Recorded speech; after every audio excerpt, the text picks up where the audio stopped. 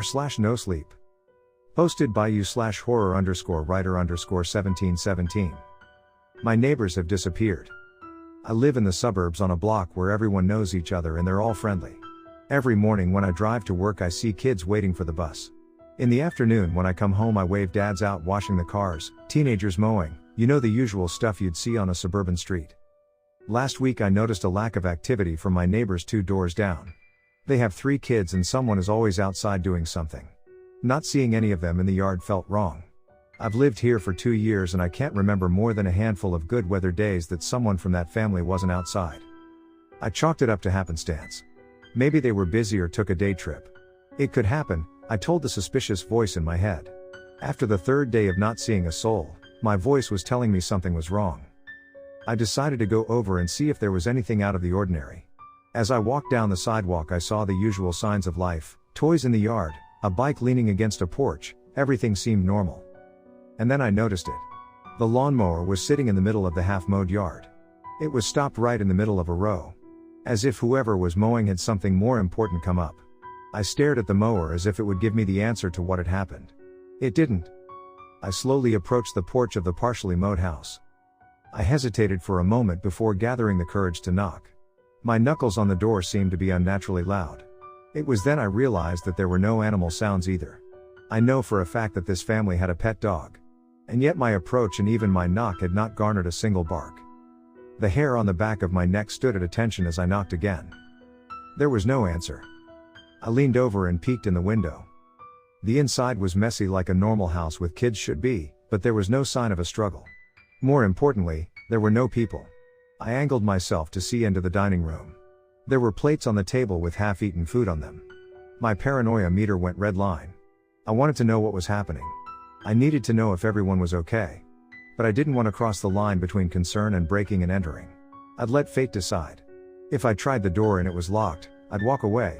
I reached for the doorknob like it was a snake about to bite me. I grasped it, closed my eyes, and turned. The door opened. I wasn't sure if that made me happy or terrified. I stepped inside, pushing the door open slowly. "Hello?" I called. No one answered back. I crept to the kitchen and saw the half-eaten plates of food with flies buzzing around them and the chairs pushed back like everyone had just excused themselves and left the table. "Where the hell did they go?" I whispered. I continued through the kitchen into the living room. The TV was off and the room looked lived in but empty. Pillows were strewn about the couch and floor, but once again, no sign of a struggle. If anyone took them, it seemed like they did it without a fight. It made me wonder if one of the family members was being held hostage at gunpoint and the others didn't struggle to keep them safe. I peered out the window to the backyard but saw nothing out of place. I turned toward the stairs and made a quick decision. Upstairs or basement? Since the basement was the last place I wanted to go in my own house, I chose the upstairs. "I'm coming upstairs to check and see if everything's okay," I announced loudly. "Please don't shoot me or anything. I'm a neighbor. I noticed you guys haven't been out in a couple of days and wanted to make sure everything's good." Every word I said as I climbed the stairs seemed totally reasonable. It was also zero comfort to me when I was in someone else's house. I knew I was putting myself in danger. Even if it was innocent, I could easily be made to look like the aggressor. I reached the top step and turned toward the bedrooms. I started down the hallway listening for any sound. The only thing I heard was my own footsteps. They seemed unnaturally loud in the absence of normal household noise. I opened the first door I came to, unsure of the horrors I would find. The door opened to a princess delight. The entire room was pink and there was a huge castle in the corner filled with princess dolls. What I didn't see was any occupant. This continued for the next 2 rooms. One was obviously a teenage boy's room and the other the master bedroom. Nothing strange reared its ugly head. The further I went the more my anxiety grew. By the time I had made the rounds upstairs the last door was the bathroom. Visions of finding the bathtub full of blood a la Psycho filled my head as I slowly opened the door. The room was immaculate. At this point, I wanted to find them and ask their secret to getting their shower tile so clean. Having searched the upstairs I faced the horrible prospect of going into the basement. I went back downstairs and paused at the top of the basement stairs. I had that horrible feeling of vertigo. Like in the movies when they do that zoom out while moving forward thing. I flicked on the light, took a deep cleansing breath while I found my courage, then grabbed the handrail and descended. It was actually a very nicely finished basement with a big screen TV hanging on the wall, a sectional couch, and a bar in the corner. I was about to turn and head back upstairs when I saw it. There was a sneaker sitting straight up, peeking out from around the edge of the couch. I slowly approached, as my mind flashed images of a body laying on a carpet full of blood. I turned the corner and found something immensely more terrifying. The sneaker was on a teenage kid. I had seen him mowing the yard before. He was laying on his back, still as stone. There was no blood anywhere around him, but he wasn't moving and his eyes were wide open. Laying on the floor with him were 4 other bodies. His family. They were each laying straight out, their heads touching. It was like they formed a human star. I leaned down and felt the teenager for a pulse, but there was none. I moved to the next body and felt for a pulse. The little girl, maybe 8 years old, also had no pulse and eyes wide open, staring at the ceiling, or should I say through the ceiling. She also had no visible wound and no blood near her. As I went around, each of the 5 people laying in the star-shaped circle had no vital signs, but no visible signs of injury and eyes wide open. It was the creepiest thing. As if each of them could just get up and resume their day like nothing had happened. I decided it was time to call the professionals. I pulled out my phone and called 911. They said they would dispatch an EMT and police and I should stay where I was. I resisted the strong urge to get the hell out of there. 9 minutes later, I wish I had. I was being interrogated by everyone with a uniform. I can't remember how many times I retold the same story. I guess they were trying to catch me in a lie. Once their curiosity was satisfied, it was time to satisfy mine. I asked the EMT what was the cause of death and they seemed as stumped as I was. Eventually, they let me go, but the cops told me to be available for more questioning. Translation: we're not 100% sure you didn't do it, so don't run away in case we have to arrest you. I walked home and tried to get some rest, but those wide open dead eyes haunted me. I picked up a paper the next day on my way to work. I was surprised when there was no mention of the family I'd found. Maybe they didn't want to print anything until they were sure. That evening when I drove home, I couldn't keep my eyes off the house as I drove by. There was no activity, just the same as yesterday. I didn't want to, but my arms seemed to act on their own. I pulled over and parked in front of the house next to the one from yesterday. There was a police car in front of the house and yellow tape up all through the yard. I approached the car and the cop got out. "You're the guy from yesterday that reported the incident?" "Yeah." "What are you doing back here?" "I haven't my other neighbors out today either. Did anyone check on them?" "I'm not sure." "Do you want to go check?" He looked at the house and hesitated. "I'm supposed to be watching this one." "Why?" "I can't really say." "They're still not sure what caused the deaths, are they?" "I can't say." "Okay, I'll tell you what. I'm going over to the neighbor's house and making sure they're okay. You can follow along or you can sit here." "You forgot the other option." "What's that?" "I could arrest you for breaking and entering." I thought about it for a moment. "You could, but that would mean you'd have to leave your car." With that, I turned and headed to the neighbor's house. When I reached the porch, I looked back and saw the officer staring at me grim-faced and slowly shaking his head. I knocked on the door and got no response. I turned the knob and the door opened. I was about to step inside when a hand grabbed my shoulder. I felt like I jumped 10 feet in the air. "Don't do that," I hissed at him. "What the hell do you think you're doing?" The cop said. "I'm checking on my neighbors." "You can't. It's breaking and entering." "No, it's only entering." "Stop." I rounded on him. "Did anyone check to see if they were okay?" "Well, no. Has anyone seen them during all the comings and goings?"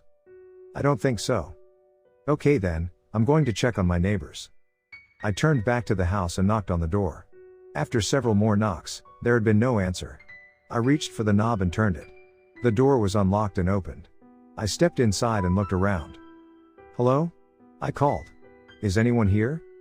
Silence answered back. I strained my ears, listening for anything that might indicate someone was home. All I could hear was the ticking of a large grandfather clock that stood in the main hallway. "Maybe they went to the store," a voice said in my ear. I freaked out, nearly having a heart attack, and did a comic little dance, turning around and finding the cop standing there. "Stop doing that," I said, trying to get my heart out of my throat. "Doing what?" "Sneaking up on me." I wasn't sneaking. I took some deep breaths and got my heart rate back close to normal before proceeding. I headed toward the kitchen, having a good idea of what I'd find, but hoping I wouldn't. When I got there, sure enough, there was half-eaten food on the table. It looked like they had suddenly got up in the middle of a meal. "Just like the others," I said. "The neighbors?" "They left right in the middle of a meal too." "Why?" "No idea." I turned and saw the basement door looming large in front of me.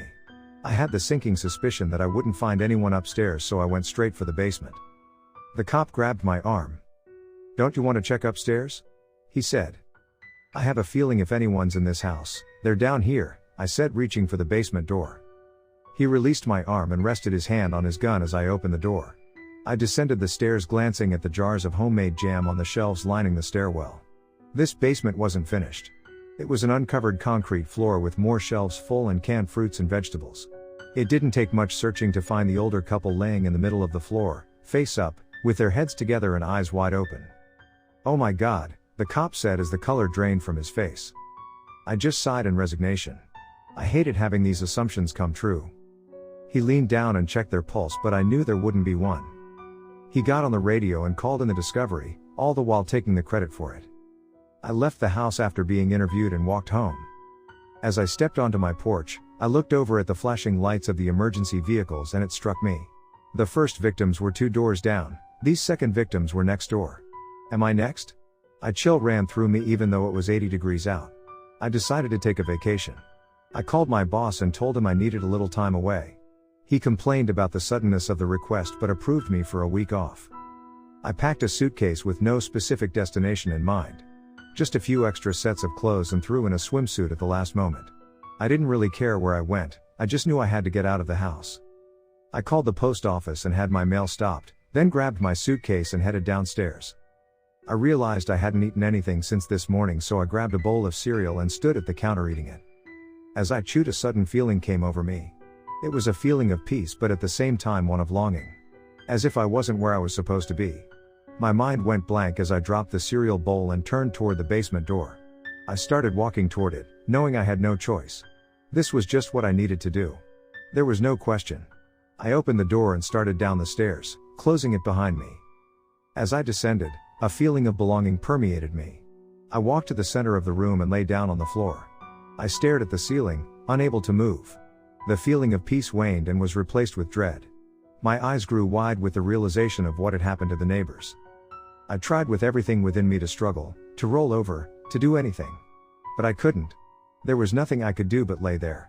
My mind reeled. I could feel invisible hands holding me down. I felt a rushing like water was pouring through me and heard a roar like an incredible wind. I knew my soul was being sucked out of my body. I heard a sinister chuckle as I futilely fought against the inevitable. The smell of sulfur assaulted my nose. I was falling, clinging at the air, trying everything I could to save myself. There was nothing I could do. I was completely helpless. And then I felt other hands grabbing me and pulling me up. The chuckle and the rushing ceased. I could feel the air around me charged with anger. There was a mighty struggle and then a pop. I felt weightless, like I was a cork that had been shot out of a champagne bottle. I landed on the floor with a painful thud. I opened my eyes to see the cop who threatened to arrest me just a few hours ago kneeling beside me, breathing hard. I looked up at him. "What the hell just happened?" I said. "I came over to ask you a few questions and found you down here laying on the floor, convulsing." "How did you?" "I panicked," he said. "I didn't know what else to do, so I started saying Hail Marys." "I'm glad you did. I think we should get out of here." "Am I still a suspect?" I said sarcastically. "You're welcome," he said, struggling to his feet. I followed suit. Feeling like I was walking through quicksand and being dragged back to the floor. I fought off the feeling, ran out of that house, and never looked back. I'm posting this as a warning. If you ever feel like you're being dragged against your will by an invisible force, start saying Hail Marys. It might be your only hope to escape. Posted by you/horror_writer_1717. Boredom can be deadly. I'm writing this letter as a warning. Parts of it you won't believe, but it's all true.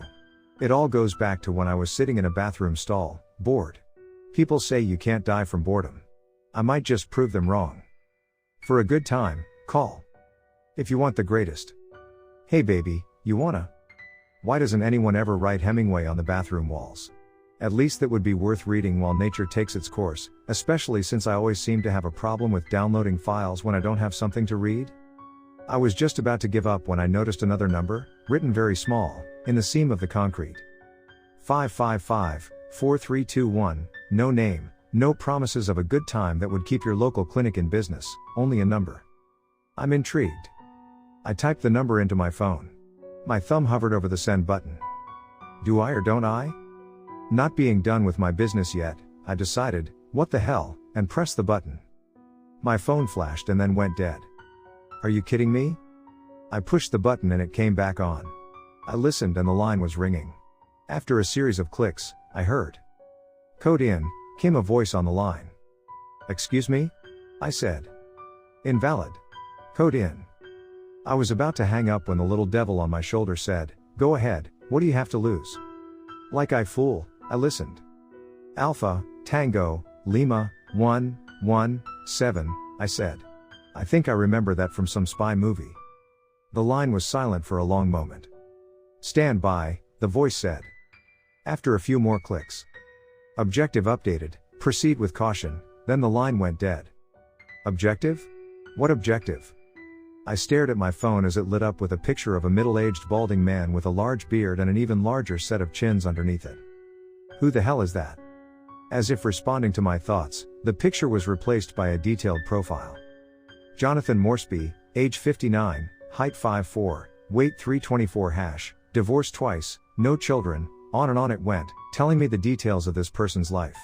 I started to get bored until I read the last word, terminate. I nearly dropped my phone. Terminate? Are you freaking serious? Yes, the display read. You wanted to play spy, here's your chance. You can read my thoughts? Yes. I suddenly had a chill that had nothing to do with the temperature. It was unnerving, but on the plus side, knowing someone was reading my thoughts helped me finish my business. After I washed my hands, I had a little conversation with my newly clairvoyant phone. What are you going to do if I refuse your dastardly little deed? My phone flashed to my personal bank account. The balance showed $207. Suddenly it flashed to zero, then to $1,207. Your choice. I went home to torture myself over the decision to take a man's life or not. I didn't sleep well that night in my dingy little bed, in my dingy little apartment, so I got up for a glass of milk. Damn it. It's sour. I slammed the refrigerator shut so hard the door fell off. Are you kidding me? Shut up there, yelled the jerk that lived downstairs. I stomped on purpose. How do you like that? Just then the floor gave out under my foot and I sank up to my knee in floor. You'll pay for that. The jerk yelled up at the bottom of my foot. I pried my foot loose and limped to the bedroom. I turned on my phone and thought. I'll do it. Instantly a map popped up along with blueprints of a house. I got dressed and said goodbye to my crappy life. What do I use? Directions flashed up to a bus station, a locker, and a combination. I hopped in my beat-up old car and turned the key. The engine struggled and coughed like a lifelong smoker before sputtering to life. I fought between desperation, greed, and fear as my mind came to grips with the path I had set myself on. Before I knew it, I found myself opening the locker. Inside it was a small automatic pistol. My eyes darted around to see if anyone had noticed my deadly acquisition. Satisfied that the few denizens of the bus station had better things to do, like holding down the benches with their drunken bodies, I held up the gun inside the locker and stared at it. The only other object in the locker was a set of keys. The van is parked out back, license 12,345. Can I really do this? Then my phone showed me a very graphic video of the man sexually abusing a small child. Son of a. Directions to the house showed again. I found the van exactly where it was supposed to be. The keys unlocked it and fit in the ignition. I started it up and paused. This was real. This wasn't some prank someone was pulling on me. I was on my way to kill a man I didn't even know. I'm amazed I wasn't pulled over for speeding. I arrived at the address. It was a mansion. It figures. I thought. Piece of trash Chester living the high life. Not for long, the phone said. I pulled up to an iron gate with a digital voice recognition box. Hold me up to the box, the phone said. I did and a voice came out. Jonathan Moresby, it said. For a long moment, nothing happened, then the gate swung slowly open. Unbelievable. Pull the van around back like you're making a delivery. The back door had a security scanner. Hold me up to it. The door lock clicked open. I hesitated. Shouldn't I be wearing gloves or something? What about fingerprints? Hold on, the phone said. I am erasing your fingerprints from the police database. You may proceed. I opened the door and entered the kitchen. The smells from a recently cooked meal sent my belly into full rumble mode. Let's see what's in the fridge. No, This isn't snack time, stay focused, the phone said.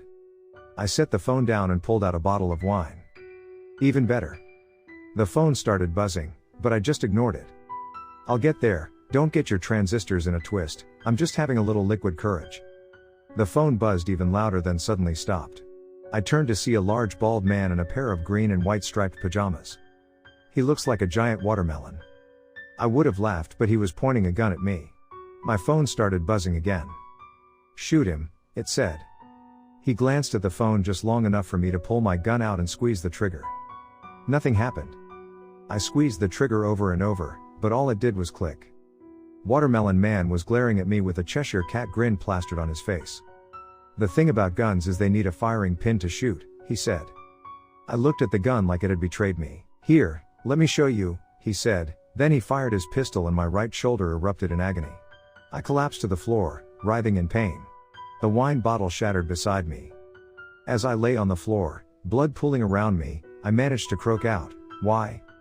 His belly bounced, he was laughing so hard. It would have been comical if I weren't bleeding. It's a little hobby of mine. I'm weeding out the stupid people of the world one at a time. Consider it thinning the herd. I've written that number all over, in places I don't even remember. I've been doing this for years. You would be amazed how many people I've thinned. The police will catch you. That sent him into another fit of laughter. Thanks for reminding me. He pulled a phone out of his pocket. Hello, police? He said in a shaky voice. There's a burglar in my house. Oh my God, he's got a gun. He fired a shot and hung up the phone. Any other questions? Yes, I said through gritted teeth. How did you read my mind with my phone? Dear boy, I own a telecommunications company. It's a feature we've been putting in phones for years. We have the technology to read brain waves, it's only a matter of interpreting them. Of course, we've told no one that this exists, not even the government. You'd be amazed how many people barely question it. Not only have I gotten disgustingly rich reading thoughts of important people, but I've also gotten the rabble like you to do some of the most unconscionable things you could imagine. Only 3 people in the world know anything about it, and none of them are talking. But I've grown tired of this game and the police are on the way, so I need a kill shot. There's just one thing you didn't think of, I said through gritted teeth. Oh, do tell. I've had my phone on voice recorder since I walked in the door. He glanced at the phone laying on the table. Most inconvenient. However, thank you for telling me. When he reached for the phone, I lunged with all my strength and slashed at him with a piece of the wine bottle. My wild swing embedded the shard in his leg. He squealed in pain and dropped to the floor. On impact, the gun flew out of his hand. I clamored to get it, but he grabbed my leg, tripping me. I fell face down and hit my head on the floor, hard. I woke to the sound of policemen telling me not to move. They cuffed me, causing pain to shoot through my shoulder. As they hauled me out, I looked back at my attacker. He hadn't moved and there was a large pool of blood under him. Another officer checked his pulse. He's gone.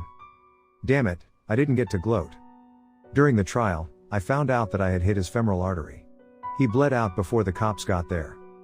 My testimony about the phone that could read thoughts landed me in a mental hospital. My attorney refused to defend me after that. My only visitor had been a representative from the telecommunications company. Astounding, he said. You say the phone could actually read your mind? Yes, and it would respond to me. Amazing.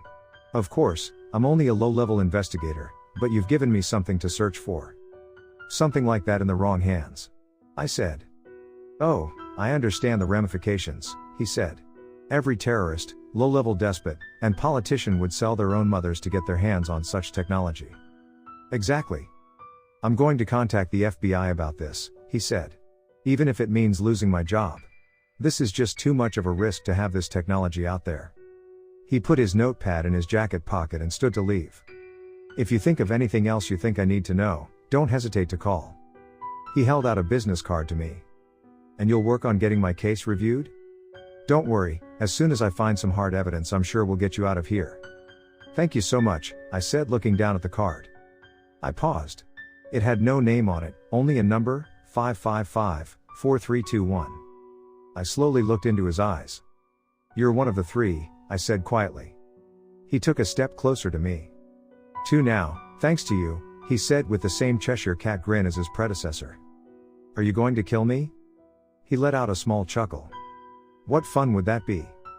He turned and headed for the visitation room door. He whispered something to the large orderly and handed him some money. They both looked at me and grinned in a very unpleasant way. So here I sit in my room desperately writing multiple copies of this letter and sending it to anyone who will listen. Please help me.